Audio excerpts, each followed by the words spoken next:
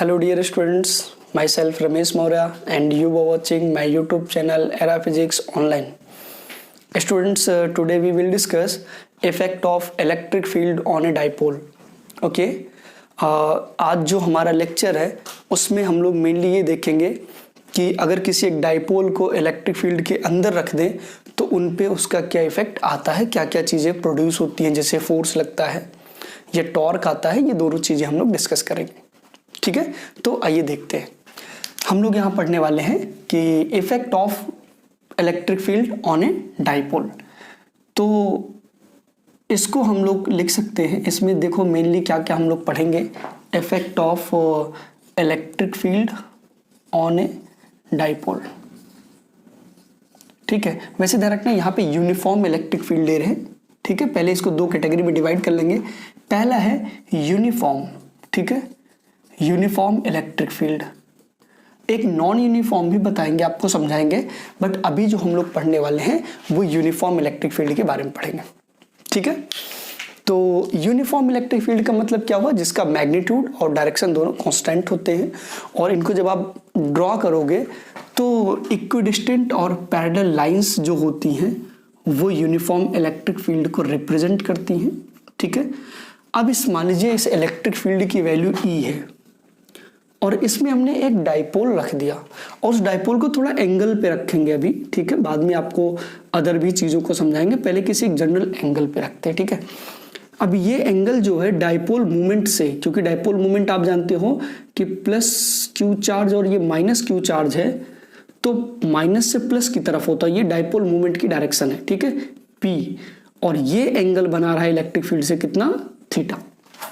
तो जो dipole moment हमारा है वो एंगल थीटा बना रहा है। ठीक है, और इलेक्ट्रिक फील्ड के साथ अब यहाँ पे बात करें अगर कि प्लस क्यू पे फोर्स कितना लगेगा, वो इस डायरेक्शन में लगेगा कितना, Q इंटू ई के बराबर।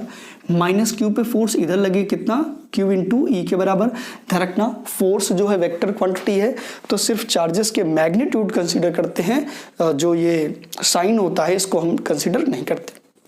अभी यहाँ पे अगर बात करें कि नेट इलेक्ट्रिक फील्ड कितनी, सॉरी नेट फोर्स कितना लग रहा है, तो यहाँ पे देख सकते हो आप डायग्राम से कि नेट फोर्स ऑन डाइपोल कितना आ जाएगा। देखो तो आप देखो, एक आपका फोर्स इधर लग रहा है, दूसरा इधर लग रहा है, दोनों क्या जस्ट अपोजिट है, तो क्या कर देंगे हम लोग, माइनस कर देंगे और आप देखो कि नेट फोर्स क्या हो गया, जीरो। मतलब अगर आपने इसको डाइपोल के यहाँ रख दिया तो ये इधर उधर कहीं शिफ्ट नहीं होगा क्योंकि उस पर नेट फोर्स जीरो लग रहा है। ठीक है, अब आप जानते हो कि फोर्स के साथ साथ इस पे टॉर्क का भी तो पॉसिबिलिटी बन सकती है। तो ये जो आपका QE और QE है वो इक्वल, अपोजिट और पैरेलल है, इस वजह से ये कपल प्रोड्यूस करते हैं, ये कपल बन जाते हैं। देखो जो क्या करेंगे, इसको रोटेट करने की कोशिश करेंगे। ठीक है, तो यहाँ पे जो फोर्सेस हैं वो एक कपल प्रोड्यूस करेंगे और उनकी वजह से क्या होगा, एक यहाँ पे रोटेशन क्रिएट होगा और वही रोटेशन जो होगा वो क्या प्रोड्यूस, टॉर्क की वजह से प्रोड्यूस होगा। तो टॉर्क की बात करें अगर हम, ठीक है, टॉर्क ऑन डाइपोल, ठीक, ये इंपॉर्टेंट है मेनली। तो टॉर्क जो होता है वो force into perpendicular distance,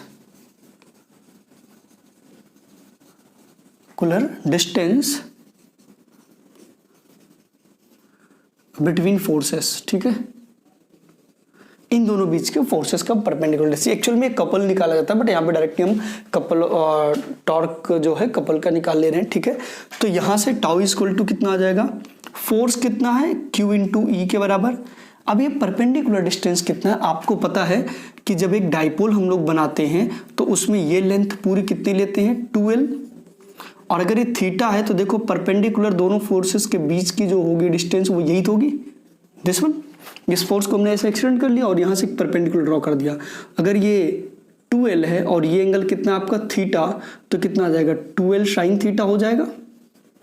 I hope आपको ये बात क्लियर होगी। ठीक है, तो परपेंडिकुलर डिस्टेंस आपका 2L साइन थीटा है, सीधे पुट कर दो, देखो 2L साइन थीटा।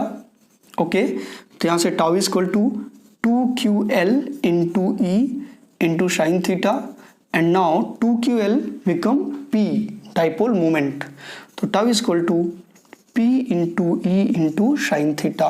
फाइनली ये आपका जो है डाइपोल मोमेंट आता है। ठीक है, तो आई होप ये बात क्लियर होगी, आप इसको देख लो। ओके स्टूडेंट्स, आई होप ये क्लियर होगा। हाँ, एक चीज और बता दें कि आप जानते हैं कि टॉर्क जो होता है वो वेक्टर क्वांटिटी है, तो इसको वेक्टर फॉर्म में क्या कैसे लिखेंगे, तो वेक्टर फॉर्म भी आपको दिखा देते हैं क्योंकि इंपॉर्टेंट है। आप जानते हो कि अक्सर वेक्टर फॉर्म कई चीज़ों के पूछ लिए जाते हैं, खास करके बोर्ड्स में। ठीक है, वेक्टर फॉर्म। एक बात याद करो आप, जो 11th में पढ़ा था, क्या, दो वेक्टर्स के मल्टीप्लिकेशन, उसमें दो चीज़ें आपने पढ़ी थी। अगर हम लोग a डॉट बी करते हैं तो ए बी कॉस थीटा आता है, और अगर a क्रॉस b करते हैं तो क्या आता है, ए बी साइन थीटा। वही यहाँ पे देखना, अगर ये साइन थीटा है तो मतलब क्या आएगा आपका, क्रॉस प्रोडक्ट। और आप जानते हो कि डाइपोल मोमेंट और इलेक्ट्रिक फील्ड दोनों ही वेक्टर होते हैं, तो क्रॉस प्रोडक्ट सीधे हो जाएगा। और फाइनली यहाँ पे टाउ इज इक्वल टू आ जाएगा आपका कितना, P क्रॉस E। ठीक है, ये आपका इस पे टॉर्क हो गया। ठीक है, तो आई होप ये बात आपको क्लियर होगी। इसको आप देख लो, आराम से नोट कर लो, कोई प्रॉब्लम नहीं है। ठीक है, अब हम देखेंगे कि नॉन यूनिफॉर्म इलेक्ट्रिक फील्ड में जो हमारा होता है डाइपोल, उस पे इफेक्ट क्या आता है, क्या वैल्यूज होती है, कैसे रिप्रेजेंट करते हैं, वो सारी चीजें देखेंगे। इसको आप नोट करो, हम इसको रफ करते हैं। पॉज करके नोट कर लेना। Okay, I hope clear. ठीक, रफ करते हैं। दूसरा हमारा केस है नॉन यूनिफॉर्म इलेक्ट्रिक फील्ड का। अब ये नॉन यूनिफॉर्म इलेक्ट्रिक फील्ड में क्या होता है कि जो इलेक्ट्रिक फील्ड है वो कांस्टेंट नहीं होती है। ठीक है, नॉन यूनिफॉर्म इलेक्ट्रिक फील्ड, ये सेकंड केस है आपका। सेकंड केस में क्या करना है, ध्यान देना, हम थोड़ा सा इसको ऐसे बनाएंगे ताकि आपको यूनिफॉर्म ये दिखे ना, कुछ इस तरह से। ठीक है, अब यहाँ पे आपको डायग्राम से भी लग रहा होगा कि ये नॉन यूनिफॉर्म इलेक्ट्रिक फील्ड है, जिसमें वैल्यू तो सेम नहीं है, अलग अलग है। क्योंकि आप देखो, जहाँ पे इलेक्ट्रिक फील्ड लाइंस आपकी इंटेंसिटी बढ़ जाती है, वहाँ पे जो है वैल्यू जो है वो डिक्रीज कर जाती है, इलेक्ट्रिक फील्ड की वैल्यू बढ़ जाती है। और जहाँ पे इलेक्ट्रिक फील्ड लाइंस की डेंसिटी कम होती है, ज़्यादा हो जाती है, वहाँ पे इलेक्ट्रिक फील्ड की वैल्यू कम हो जाती है। वो आपको हम बताएंगे। ठीक है, देखो, जैसे मान लीजिए एक डाइपोल आप यहाँ पे रखते हैं। ठीक है, कैसे भी रख दो, कोई प्रॉब्लम नहीं है। मान लो यहाँ पे ये प्लस क्यू है और ये क्या हो गया, माइनस क्यू है। ठीक, अब यहाँ पे अगर आपने एक डाइपोल को रखा हुआ है तो यहाँ पे क्या होगा, इस पे एक फोर्स लगेगा जो इलेक्ट्रिक फील्ड के अलॉन्ग लगेगा, Q इंटू E1।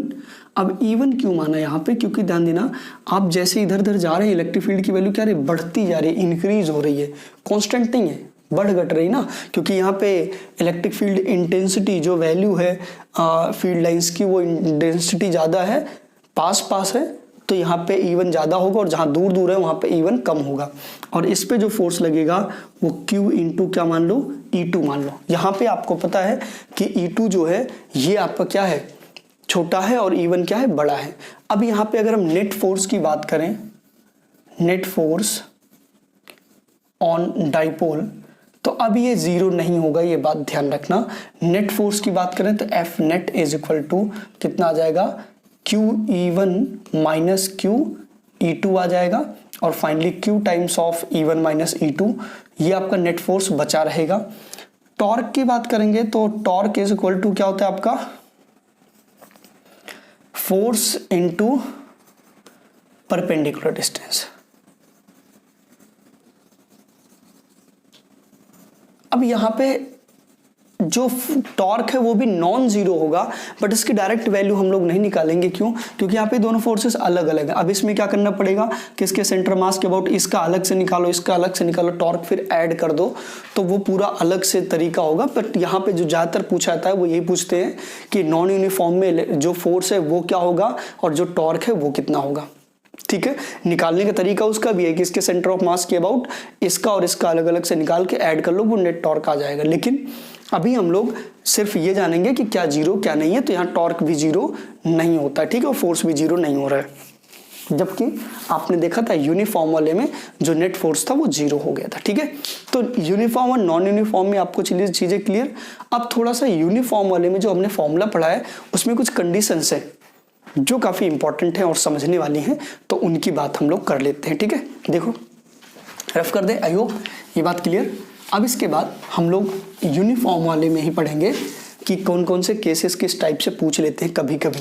देखो जैसे मान लीजिए पहले केस की बात करते हैं कि इलेक्ट्रिक फील्ड है और हमारा जो डाइपोल है वो कुछ ऐसे ही रखा है, ठीक है। ये प्लस क्यू है और ये क्या है, माइनस क्यू है। मतलब यहाँ पे ये क्यू ई इधर लगेगा और ये क्यू ई आपका इधर लगेगा,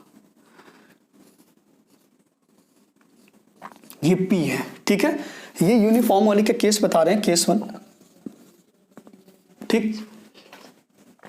आप अगर ध्यान से देखो तो यहाँ पे जो डाइपोल मोमेंट है वो इलेक्ट्रिक फील्ड क्या क्या है, पैरेलल है। तो यहाँ पे लिख सकते हैं if P is parallel to E, ठीक है। ये पैरेलल तो पता रहेगा ना, पैरेलल टू E, ठीक है। आप चाहे तो लिख लेना पैरेलल। अब ये E और P आपस में क्या है, पैरेलल है। तो इसका मतलब क्या हो गया, थीटा इक्वल टू आपका 0 डिग्री हो गया। और आप जानते हैं फोर्स तो पहले से ही 0 था क्योंकि plus Q E minus Q E 0। अब टॉर्क जो होता है आप जानते हो पी ई क्या होता है, साइन थीटा, और कितना आ जाएगा P into E into sign 0, और फाइनली टाउ इक्वल टू क्या हो गया, 0। ये कंडीशन जो होती है, मतलब अगर हमने पैरेलल रख दिया तो टॉर्क 0 हो जाता है, और जब P और E दोनों पैरेलल होते हैं तो इसको हम लोग बोलते हैं स्टेबल स्टेट। स्टेबल स्टेट ध्यान रखना, किसी भी चीज के आपने देखा होगा कि 3 स्टेट्स आती हैं। एक तो स्टेबल स्टेट होता है, इक्विलिब्रियम जो होता है हमारा, ये स्टेबल इक्विलिब्रियम भी कह सकते हो आप इसको, ठीक है। स्टेट की जगह पे आप स्टेबल इक्विलिब्रियम लिख सकते हो, ठीक है, इक्विलिब्रियम। अब स्टेबल इक्विलिब्रियम आता कैसे है ये बात आप समझो। आपने थोड़ा बहुत 11th में पढ़ा होगा, फिलहाल अभी तो पता है कितना आप 11th का याद रखे हो, बट फिर भी थोड़ा सा रिकॉल कर देते हैं कि जब किसी भी चीज़ को अपने इक्विलिब्रियम से थोड़ा सा आप उसको डिस्टर्ब कर दो और वो वापस अपने इक्विलिब्रियम में आने की कोशिश करे या आ जाता है रिलीज करने पे, तो हमारा स्टेबल होता है। जैसे इसी केस में ध्यान दो, अगर आप इसको थोड़ा सा ऐसे घुमा दो ऐसे, तो आप देखो ये वाला क्यू ई ऐसे हो जाएगा, ये ऐसे हो जाएगा। अब ये दोनों जो कपल बन रहे हैं ये एक टॉर्क जनरेट करेंगे जो क्या कोशिश करेंगे, इसको इधर को घुमा दें, ठीक है, ऐसे घुमा दें ताकि ये अपने वापस पोजीशन पे आ जाए। तो इसीलिए ये आपका क्या बनना है, स्टेबल इक्विलिब्रियम, ठीक है। दूसरा केस बात करते हैं, case 2, if P is perpendicular to E। अगर परपेंडिकुलर हो जाए तब क्या होगा, तब थीटा इक्वल टू आपका क्या आ गया, 90 डिग्री। अब यहाँ पे जो टॉर्क होगा ना वो मैक्सिमम लगेगा, और वो कितना हो जाएगा, P इंटू ई के बराबर, ठीक है। तीसरे केस की भी बात कर लेते हैं लगे हाथ, case 3, if P is antiparallel to E, ठीक है। अगर हमारा डाइपोल और वो एंटी पैरेलल है तो यहाँ पे पता है थीटा इक्वल टू आपको कितना होगा, 180 डिग्री। और इसका मतलब ये हुआ, ध्यान देना ध्यान से इसमें, जो हमें मेनली डायग्राम में समझना है कि अब हमारा डाइपोल तो ऐसे ही बनेगा, बट ये माइनस क्यू इधर और प्लस क्यू आपका इधर आ जाएगा और डाइपोल मूवमेंट हमारा इधर हो जाएगा, इधर ये P। अब इसमें क्या है कि 180 डिग्री में फोर्स तो पहले ही 0 था, F बराबर 0, और टॉर्क भी क्या आ गया आपका 0। लेकिन यहाँ पे ध्यान दो कि इस वाली बॉडी पे फोर्स इधर लगेगा और इस पे इधर लगेगा। मतलब अगर आप थोड़ा सा ऐसे रिप्लेस कर दो थोड़ा सा, तो Q में इधर लगेगा और इस पे इधर, और फाइनली ये ऐसे घूम के पूरा रिवर्स हो जाएगा। ऐसे है, पहले ऐसे था, ये पूरा ऐसे घूम जाएगा 180 डिग्री, और इस टाइप का कहीं पे भी रोटेशन आता है तो ये आपका बन जाएगा क्या, अनस्टेबल इक्विलिब्रियम, अनस्टेबल इक्विलिब्रियम, ठीक है। आई होप ये बात समझ में आई होगी आपको कि किस तरह से स्टेबल और अनस्टेबल इक्विलिब्रियम के बारे में बात करते हैं, ठीक है। तो ये कुछ था आपका इलेक्ट्रिक फील्ड के साथ डाइपोल का बिहेवियर।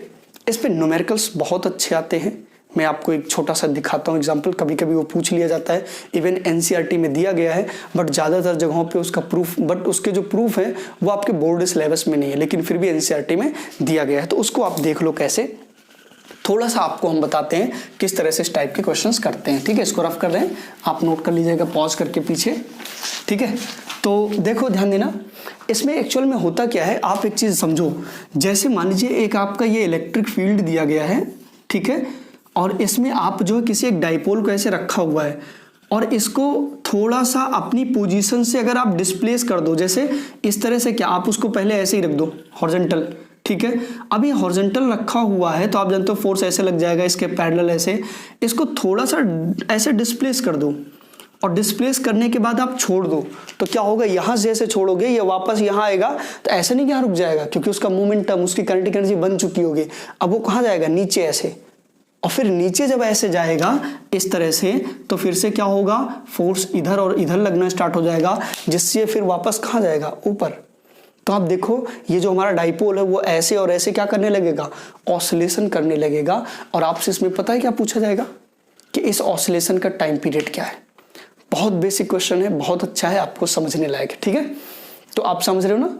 तो इसमें सिंपल क्वेश्चन ये आएगा कि a dipole of dipole moment P is placed in a uniform electric field E at in equilibrium, ठीक है, स्टेबल इक्विलिब्रियम।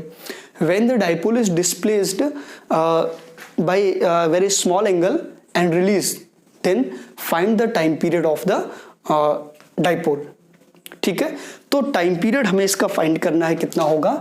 यहाँ पे ये E इलेक्ट्रिक फील्ड है और ये P डाइपोल मोमेंट इसका है और ये थीटा एंगल में डिस्प्लेस किया गया है, ठीक है। तो इसमें आपको जो फाइंड करना है, फाइंड टाइम पीरियड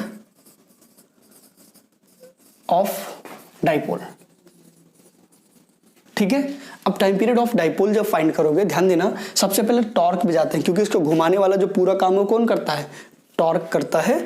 तो टॉर्क टाउ इक्वल टू कितना आ जाएगा आपका, P into E into sine theta. यहाँ पे थीटा बहुत स्मॉल होता है, if theta is very small then sine theta approximately equal to क्या हो जाता है, थीटा। तो टाउ इक्वल टू कितना हो गया, P into E into theta. वैसे आपको बता दें, जब आप इधर ऐसे, ये ऐसे है, जब आप इधर ले जा रहे हो तो क्या हो रहा है, इस पे टॉर्क इधर लग रहा है, जस्ट अपोजिट। तो जो इसको हम लोग रिस्टोरिंग टॉर्क के नाम से जानते हैं, जब हम लोग इसको SHM या कुछ मान के करते हैं, तो ये माइनस PE हो जाएगा।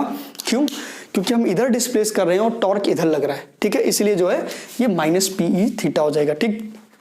इसके बाद आप जानते हैं फ्रॉम रोटेशनल रिलेशन टाउ बराबर होता है आपका, क्योंकि आप देखो टॉर्क जैसे फोर्स बराबर F बराबर क्या होता है, M इंटू A होता है ना, मास इंटू एक्सेलरेशन, वैसे ही टॉर्क जो होता है वो moment of inertia into angular acceleration के बराबर होता है। क्यों, देखो दोनों एक जैसे हैं, जैसे लीनियर उसमें जो है फोर्स होता है वैसे रोटेशन में टॉर्क होता है, जैसे हमारा मास होता है वैसे ही मूवमेंट ऑफ इनर्शिया रोटेशन में होता है, और जिस तरीके से एक्सेलरेशन लीनियर होता है वैसे ही एंगुलर एक्सेलरेशन होता है। उनको आप रिप्लेस करके सेम फॉर्मूला फाइंड भी कर सकते हैं, जैसे F बराबर M इंटू A तो टाउ बराबर I इंटू एल्फा होता है, ठीक है। तो ये आपका बन जाएगा क्या, tau equal to I into alpha, first second, from first and second, ठीक है। आई एल्फा इक्वल टू कितना आ जाएगा, minus P into E into theta आ गया, और यहां से एल्फा इक्वल टू हो जाएगा minus PE by I into theta. ये बात क्लियर। अब यही सबसे मेन है, क्योंकि जब कोई बॉडी SHM करते हैं तो उसका पहले आपको एंगुलर एक्सेलरेशन निकालना है या एक्सेलरेशन निकालना है, फिर इसको क्या करेंगे, कंपेयर करेंगे, ठीक है। Compare it from alpha equal to minus omega square theta. तो ये alpha equal to minus PE by PE upon I into theta, और यहाँ पे क्या alpha equal to minus omega square theta. तो we get omega square equal to कितना, PE upon I, या omega equal to under root PE upon I, ये बन जाएगा। और ओमेगा बराबर आप जानते हो क्या होता है, 2 पाई बाई टी होता है। तो जैसे ही आप 2 पाई बाई टी करेंगे तो वहां से आपको टाइम पीरियड मिल जाएगा, ठीक है। तो पहले ये नोट करो, फिर उसके बाद जो बचा हुआ पोर्शन है वो हम आपको जो है यहाँ पे आगे बता देते हैं। इतनी बातें क्लियर है। देखो डायग्राम को ही हटा के बता देते हैं ऊपर, ठीक। तो फाइनली आप जानते हो, इसको इधर ले जाएंगे तो आप जानते हैं कि ओमेगा बराबर कितना होता है, 2 पाई बाई टी। तो टी बराबर कितना आ जाएगा, 2 पाई बाई ओमेगा, और इसको ओमेगा को पुट कर दो तो टी बराबर कितना आ जाएगा, 2 pi under root I upon PE, ठीक है। अब ये आई जो मोमेंट ऑफ इनर्शिया होता है, आपने इसको 11th में पढ़ा होगा।